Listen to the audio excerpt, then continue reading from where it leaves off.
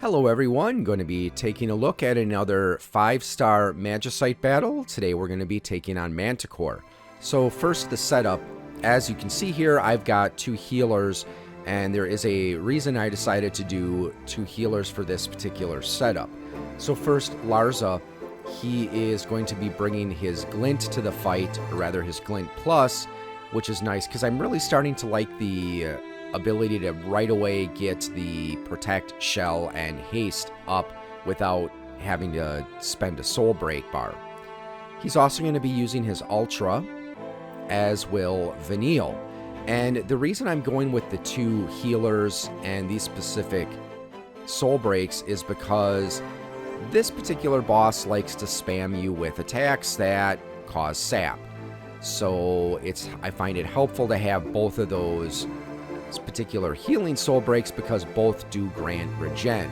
Though I would have to say that Vanille's is probably a little bit more critical because it gives you it debuffs the enemy stats a little bit. Though Lars's is nice because it does also give you that debuff shield, which I think will block the sap effect.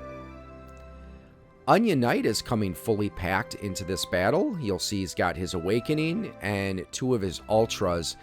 And I like his Awakening because it boosts the party's magic a bit.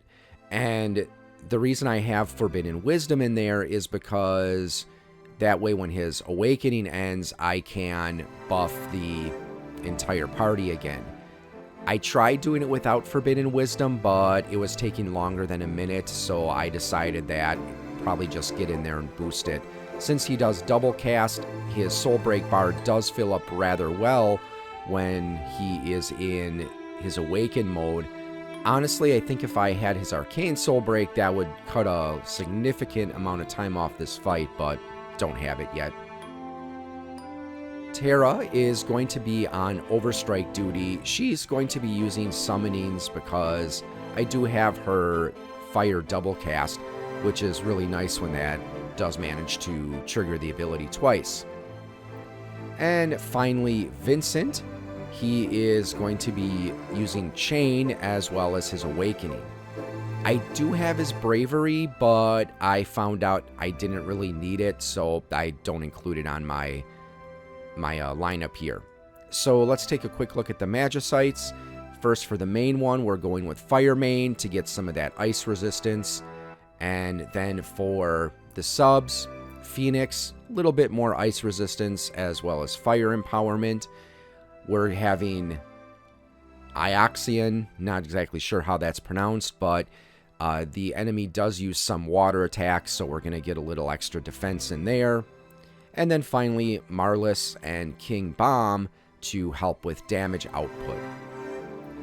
So let's swing on over to the Magicite dungeon and take a look at how to defeat Manticore. So one thing about this battle, I did find that positioning was actually pretty critical and pretty important to the success of the battle.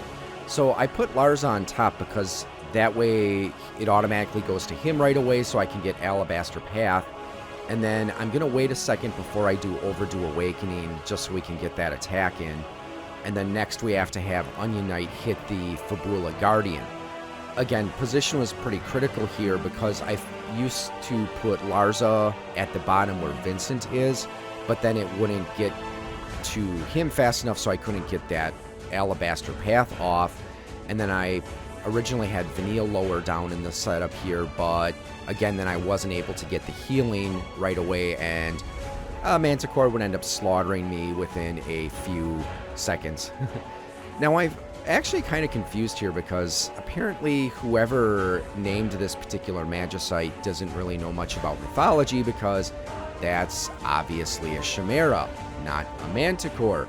So why they named it Manticore, I don't know. But anyways, so he, as you can see, he saps you right away. So that's why it's nice to have both of the healers having soul breaks that give you a way to get regen.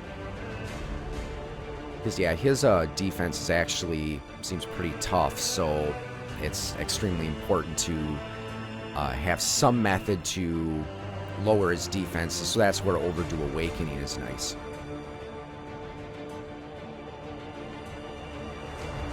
So also what I do with Larza and Vanille, it's nice that they have the support, because then I can Wrath, so when the regen is in effect, and if the party is pretty good with health, I'll have him use Wrath, because then that way I can, you know, get those regens up a little faster.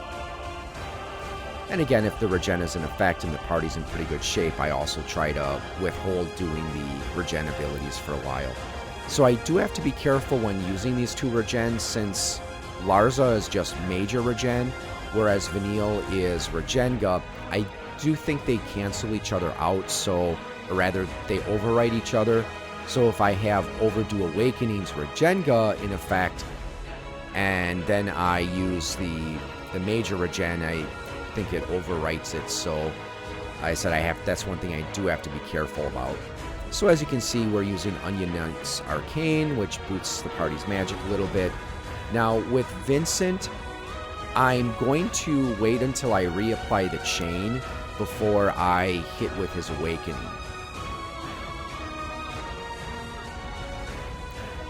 So yeah, it is nice when those double casts go off. I hate it with the small chance, though, because it never really seems to go off when I need it. Of course, it's also nice with the Awakening, because that does give Onion Knight a way to break the damage cap. Though when he is in Ice Rage, I find that I usually don't get that damage cap break unless the chain is pretty high and near its end like it is here. And like I said, it's also nice when Terra gets the double cast like it just did there.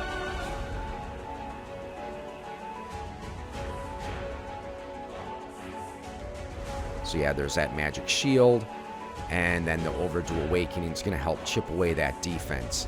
I'd have to say for this particular run through, I had almost perfect timing. I did a couple other run throughs where my timing wasn't quite as good, and like I would hit that Overdue Awakening before he raises his resistance, so then I have to wait for that to kick in again before I can, you know, break down his defenses. I remember my first time actually beating this guy, I got by the skin of my teeth. Because Onion Knight was the only one who survived, and he had just a teeny tiny little sliver of health left. And he was under sap, so if it wasn't for the fact that his fire ability double casted, I would have lost that particular fight. Now, one thing with Onion Knight and that Arcane, it's important that you don't hit the Forbidden Wisdom until after it ends, because when Onion Knight's Awoken mode ends, it triggers an attack that breaks the damage cap.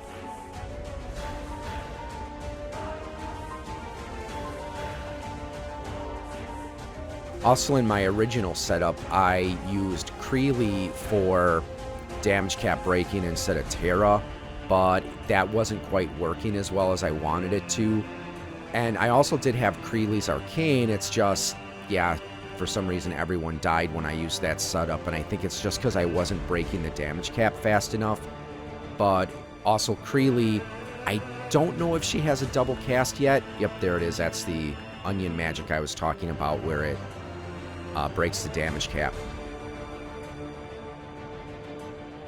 But like I said, as I was saying, with Creeley, I don't think she has a double cast yet, but Terra does, so it is nice when that does go off and gets you a little bit more damage there.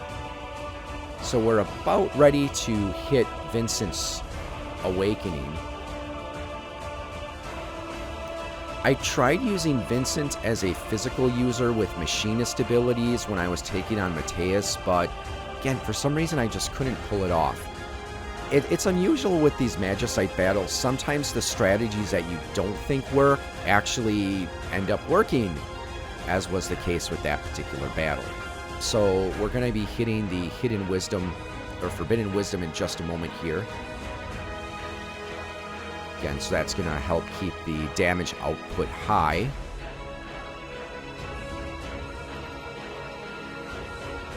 Especially when he's in his Ice Rage mode.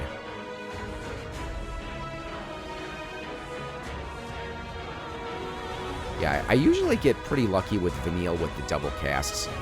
Also, Larza I do have his Magicite equipped where whenever he uses a white magic ability, it has a chance to grant him a barrier that avoids debuffs. But for this particular fight, I don't think it's quite as essential. But we're going to have him use renew the fire resistance instead of hitting that regen, because at this point he's almost dead. As you can see, it's going to be it was a little bit of a close one here.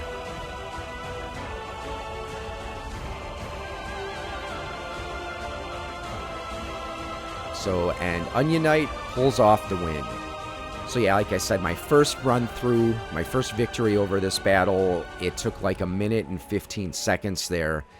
And I said Onion Knight was the only one that managed to pull through. Everyone was dead, and Onion Knight had just a little sliver of life left. So there you go. A strategy you might be able to use with Manticore if you've got that particular equipment. Even if you don't have those soul breaks, hopefully this did give you some ideas on ways you might try to beat this boss. So thanks again for tuning in, everyone, and we'll catch you next time.